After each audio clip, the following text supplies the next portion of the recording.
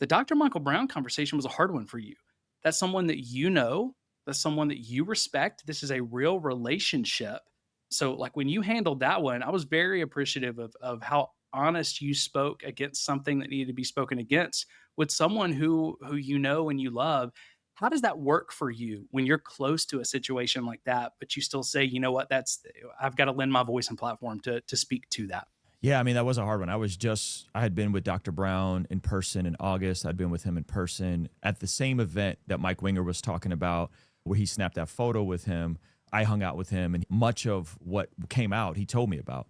Obviously, he framed it very different than the public aspects of it. And then I was also in a group text with a couple other leaders that he kind of gave the heads up that something was coming down the pipeline. I think before we were in person together. And so I love Dr. Michael Brown. I think he is a gift to the body with regards to his scholarly work, with regards to his Jewish apologetics, debating rabbis. I have a really fondness for him. And then when I saw how it was being handled, specifically with the changing terminology and the terminology evolving, right? It went from soul tie to emotional adultery, I think he said, or emotional affair when he finally did the podcast with Mercy Culture. Yeah, I just was like, man, I don't think that this is something that disqualifies him indefinitely. I think had he handled it the way Ron asked him to handle it months ago, went and took a break, came back, done some therapy, some counseling, I think he would have been fine. But it was the way it was handled on the back end that I think was pretty messy. And I think even if I give him the benefit of the doubt, you meant nothing by it. It wasn't intentional. It was your daughter's friend, spiritual daughter. Like if I conceded all that, there were still some violations that maybe he's not even aware of. Like even if I were to give the most charitable view of it and say maybe he's not even aware of these things, he still should have handled that differently, in my opinion. And that's the part where I was like, okay, yeah, this was a L on his part. The board doing the investigation, then disagreeing with the investigation because they didn't like the language in the investigation. All of that could have been prevented, in my opinion. And I was fairly bummed out when all that came out. And the last few interactions we've had over voice notes, some of them were positive, some of them weren't. But he knew that I did an earlier video that was on Patreon that I didn't feel right putting out. And he didn't like that video. I basically said, it sounds like he repented for all of this years ago. And he didn't like that I said that. So he was already kind of not happy with me. And so we ended up just not putting that out. I said, you know what? I'm just going to wait till the report comes out. Once the report comes out, then we'll give our thoughts because a lot of people see the affiliation and the overlap. And we waited and we landed in probably a firmer place with like, hey, this needed to have been handled differently. Even if I concede that you meant nothing by it, even if I concede that you had no sexual intent in your heart and this was just a foolish decision, foolishness on his part, it still wasn't handled properly. And then you hear from the husband and you hear from the daughter and you hear how that affected them. And you hear from Ron and you hear from all these folks that were around the situation. You hear from the victim and you just go, oh man, this is heartbreaking. It didn't have to go this direction for him. I'll be honest, I'm still hopeful that maybe he'll turn it around. I'm still hopeful that maybe somehow this doesn't have to kind of be in this weird asterisk next to his name with regards to how this was handled. I think it's gonna be there. I don't think you can take it away, but I think that the thing that we so need to learn about this Dr. Brown situation, when I did the first video that I did, I was very charitable. Let's wait for the investigation to come out. Some of the stuff that we already know and he's admitted to, it's a problem. It needs to be repented of. He's gonna have to sit down from ministry for a little while because he didn't then, right? But overall, this doesn't necessarily mean he needs to be out of ministry for forever. And then the responses kept getting worse and worse and worse.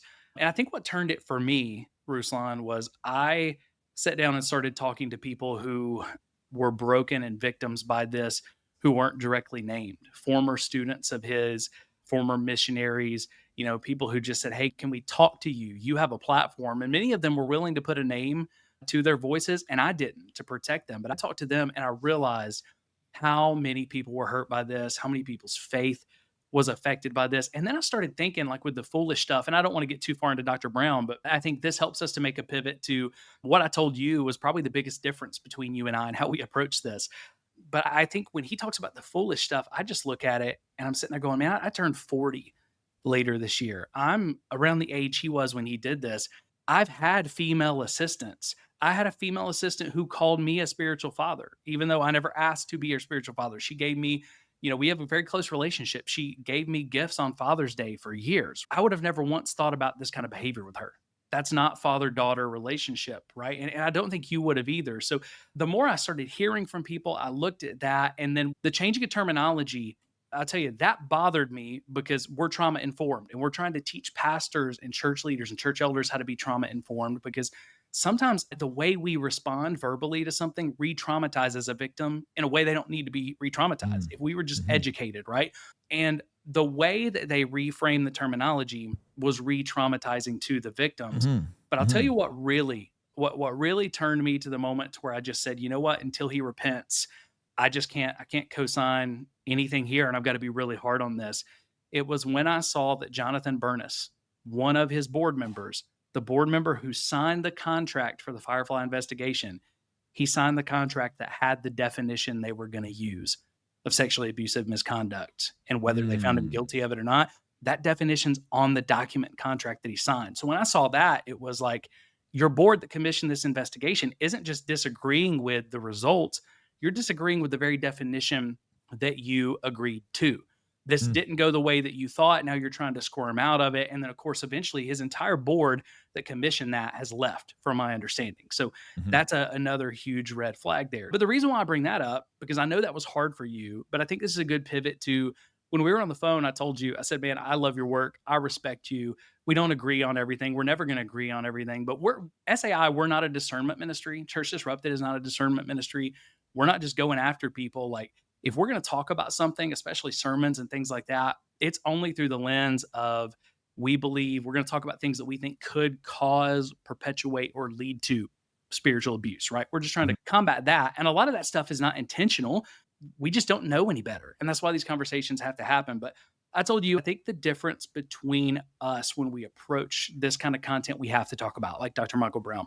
Mhm. And by the way, I think you ended up in a great spot. When I watched your video, full disclosure, I was concerned, I was worried, I was anxious, because I was like, Ruslan is close to this guy. This guy has been, I don't know if hero is the right word, but this is somebody you had massive respect for. And I'm like, is he going to speak truth to this? And I was pleasantly surprised with, hey, you spoke truth and honor. So I think you did a great job with that video when it came out. Hey, Disruptors, Jeff here with what is probably the worst sales pitch of all time. But at Church Disrupted and SAI, we don't have big donors, we don't have corporate sponsors, and we definitely don't want to sell out or try to sell you random stuff just to keep the ministry going. But what we do have is you, this community. Because the Spiritual Abuse Institute and the Church Disrupted podcast are 100% donor funded. And that means that we rely on people like you, listeners who care, survivors who get it, and advocates who just want to see the church do better. Now, last year, we came up short by about $2,500 every month. Now, the good news is our board made up the difference out of pocket. And listen, we were really glad to do it. But we also know that that's not sustainable in the long run. So this spring, we're launching the I Disrupt campaign to raise $2,500 a month in recurring donations. Because it's not about a few big checks or big donors. It's about a lot of us doing a little. You give as little as $5 a month, you're literally sponsoring the show. No matter how much or how little you give, you are investing in the long-term future of this work. So whether you give big or small, we want to pour back into you as well through things like monthly Zoom calls, early access to new resources, a private line to ask questions and to shape the content that you see here. And I'm really excited about being able to give you some links to join some of our weekly live streams and podcast recordings live, where you can ask questions right there live on the call. And you can find more information about the different ways we're giving back to our sponsors and recurring donors at spiritualabuse.institute or at the link below in the description. But if this podcast has ever encouraged you, challenged you, or made you feel seen, you can be a part of helping us continue this work and to do more than ever this year. Because here's the deal, we're not going to stop until spiritual abuse is rare and safe, accountable churches are the norm. So thank you for for being a part of this with us, and thank you for helping us disrupt spiritual abuse and toxic church systems.